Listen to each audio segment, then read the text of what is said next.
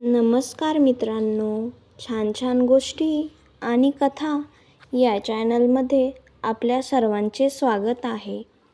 आज आपण एक हृदयस्पर्शी कथा ऐकणार आहोत. कथेचे नाव आहे जाणीव. अचानक दारावर कुणीतरी ठोठवलं. मला दचकून जाग आली. अर्धवट झोपेत घड्याळात पाहिलं. मध्यरात्रीची वेळ होती. मी जरा घाबरलेच. तेवढ्यात परत कुणीतरी दार वाजवलं. मी तडक उठले आणि अंधारात हळूहळू पाऊल टाकत हॉलमध्ये आले. सगळीकडे काळोख होता आणि नीरव शांतता. मी हॉलचा लाईट लावला आणि दारावर असलेल्या आयहोलकडे माझी नजर गेली. ह्या क्षणी त्या आयहोलची खरी गरज मला समजली. पावलांचा आवाज न करता आयहोलमधून बाहेर पाहिलं आणि मी थबकली. बाहेर माझी आजी उभी दिसली. मी ताबडतोब दार उघडलं. तेच तिची गोरीपान कांती, पांढरेशुभ्र केस, मोठ्या कपाळावर लावलेली अंडाकृती काथ्या रंगाची टिकली, सरळ धारदार नाक, चेहऱ्यावर स्मित हास्य, लाल काठाची पिवळी साडी, हातात 2 सोन्याच्या बांगड्या. तिच्या चेहऱ्यावर एक विलक्षण तेज होतं आणि एक प्रसन्न सुगंध दरवळत होता. तेव्हा तिला पाहून घळाघळा अश्रुधारा सुरू झाल्यात आणि मी तिच्याशी काही बोलणार तेवढ्यात ती बोलू लागली. "अगं, दार उघडायला किती वेळ लावलास? हे घे" म्हणत माझ्या हातात तिने एक पांढरीशुभ्र चौकोनी जवळपास 200 पानांची वही दिली. ती वही इतर वह्यांसारखी मुळीच नव्हती. काहीतरी वेगळं होतं त्या वहीत, हे जाणवत होतं. मला काही बोलायचा अवकाश न देताच ती पुढे बोलू लागली. "ही वही खास तुझ्याकरता आणली आहे. माझ्याकडून तुझ्यासाठी ही भेट. रोज रात्री झोपायच्या आधी ही वही उघडायची आणि लाल रंगाच्या पेनाने तुला उद्याचा दिवस कसा हवाय ते लिहून काढायचे.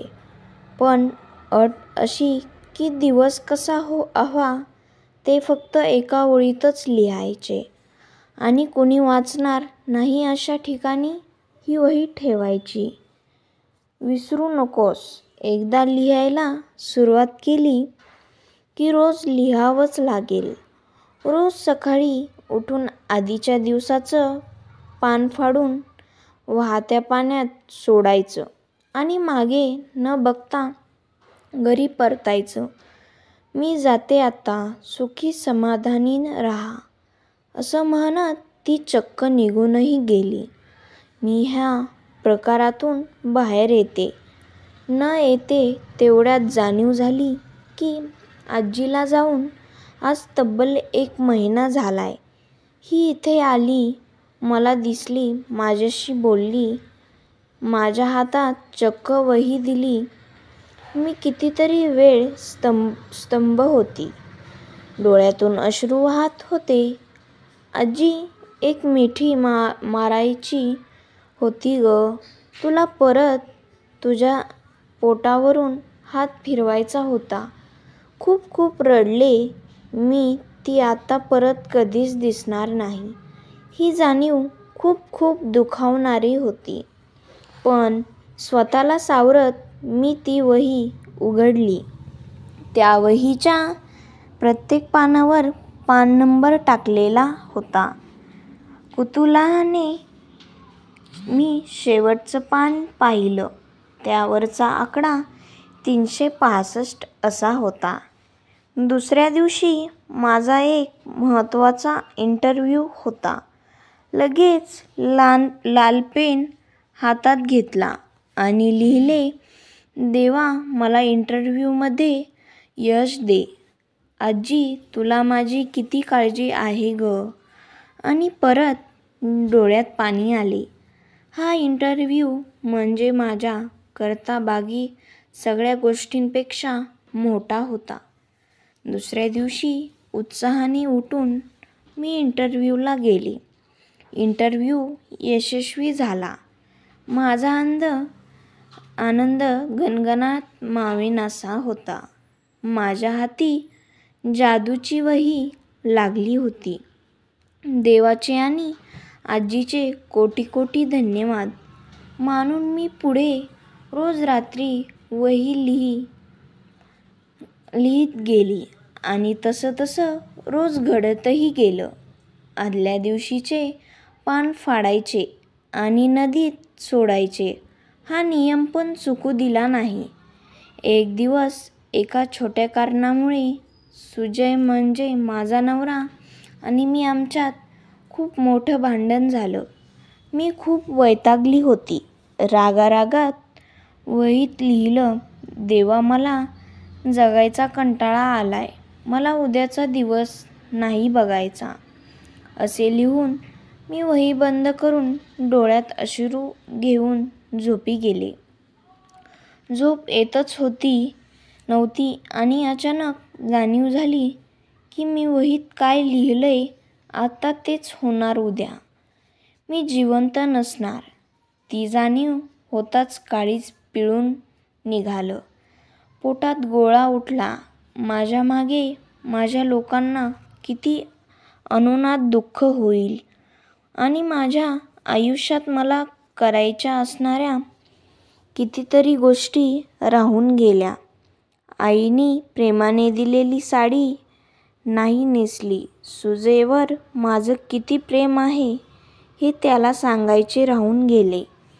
आईबाबांचे त्यांनी मला दिलेल्या अगणित सुखाकरता धन्यवाद मानायचे राहून गेले. जे लोक माझ्यामुळे दुखावले होते त्यांची माफी मागायची राहून गेली. माझ्या जवळच्या प्रेमाच्या लोकांना भेटायचे राहून गेले. उद्या हे सगळं जगायला आपण नसणार ही जाणीवच खूप भयावह होती. हजारो गोष्टींनी डोकं भणभणू लागलं. अगं प्रीती उठ. आज काय झालंय तुला? अगं 8 वाजलेत. माझा डब्बा मला उशीर होतोय ऑफिसला जायला. मी ताडकन उठून बसले. मला कळेच ना काय होतंय. जाऊन आधी वहीचा शोध घेतला. सुजयला समजेनाच मी अशी का वागते. ती वही कुठेच नव्हती. ते सगळं काहीच झालं नव्हतं. ते सगळं स्वप्न होतं. मी 2 मिनिट केस मागे सरकवत स्तंभ उभी होती आणि भानावर येताच सुजयला मिठी मारून ढसढसा रडत होती. तो पण घाबरला. त्याला कळेच ना मी असं का वागते. त्यांनी मला शांत केलं. पाणी दिलं. काय झालं विचारताच मला पडलेलं स्वप्न मी त्याला सांगितलं. त्याच्या डोळ्यांच्या कडा पण पाणावलेल्या होत्या. त्याला पण जाणीव झाली की आपण जे आयुष्य जगतोय ते किती चुकीचं आहे. मिळालेला क्षण किती अनमोल असतो. आत्ताचा हा क्षण जगायचा. पुढच्याची काळजी नाही आणि गेलेल्या दिवसाला वाहत्या पाण्यात सोडून द्यायचं.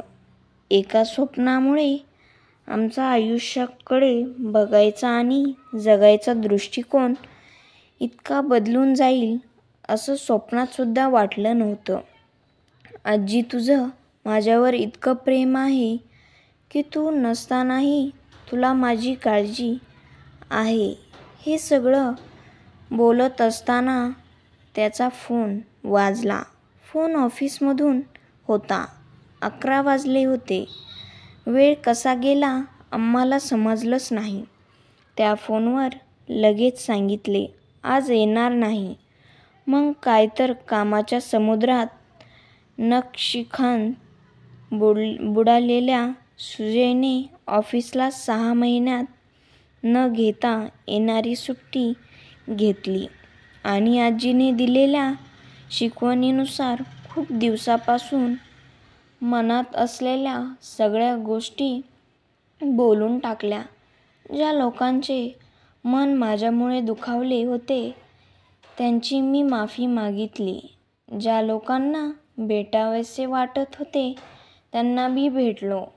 ही जाणीवेची संधी सगळ्यांच्याच आयुष्यात यावी अशी ईश्वरचरणी मागणी केली आणि हे सगळं केल्यावर एकदम हलकं झाल्यासारखं वाटलं. अगदी पंख फुटावे आणि अलगद आकाशात उडावे असं झालं. मित्रांनो, ही कथा कशी वाटली ती नक्की कमेंटमध्ये सांगा आणि व्हिडिओ आवडला असेल तर चॅनलला सबस्क्राईब करा आणि लाईक करा. धन्यवाद.